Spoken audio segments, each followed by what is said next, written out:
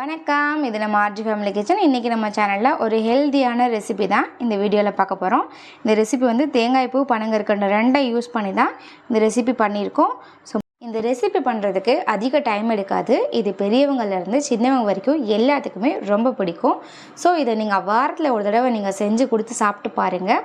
தொண்டை வலி, இருமல் எல்லாத்துக்குமே ஒரு நல்ல மருந்துங்க இது. இப்போ இந்த ரெசிபி எப்படி பண்ணுறது அப்படிங்கிறத வீடியோக்குள்ளே போய் பார்க்கலாம்.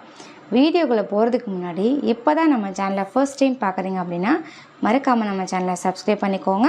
பக்கத்தில் இருக்க பெல் பட்டனை ப்ரெஸ் பண்ணிக்கோங்க.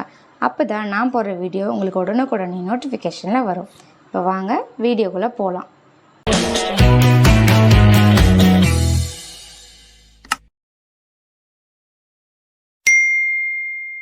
தேங்காய் பூ ஸ்வீட் ரெசிபி பண்ணுறதுக்கு ஒரு முழு தேங்காய் நல்லா நெத்து காயாக இருக்கணும். அதே சமயம் நல்லா இனிப்பாக இருக்க காயாக எடுத்து நல்லா ஒரு முழு தேங்காவை நல்லா துருவி எடுத்து வச்சுருக்கேன்.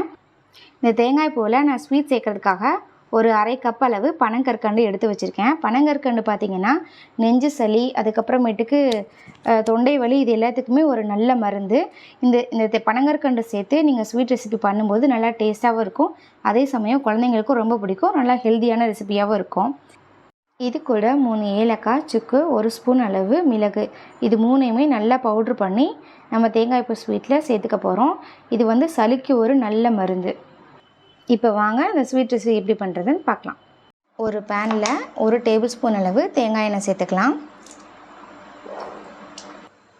தேங்காய் எண்ணெய் நல்லா சூடாயிடுச்சு. இப்போ நம்ம துருவி வச்சுருந்த இந்த தேங்காய் பூவை சேர்த்துக்கலாம்.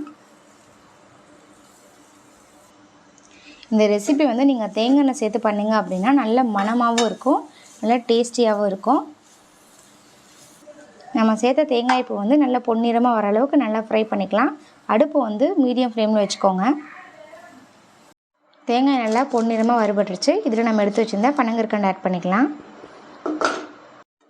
பனங்கற்கண்டு ஆட் பண்ணி நல்லா கிளறி விட்டுக்கோங்க.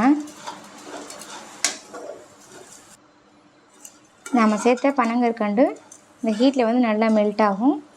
ஒரு 2-3 மினிட்ஸ் இதை நல்லா கிளறி விட்டுக்கோங்க.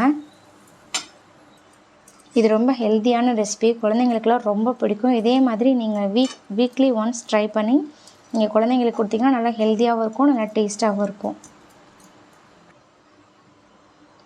நாம் சேர்த்த பனங்கற்கண்டு நல்லா மிக்ஸ் ஆகிடுச்சு பாருங்கள். இந்த ஸ்டேஜில் நம்ம எடுத்து வச்சுருந்த சுக்கு, ஏலக்காய், மிளகு இது மூணையும் நல்லா பவுட்ரு பண்ணி இதில் சேர்த்து நல்லா கிளறி விட்டுக்கலாம்.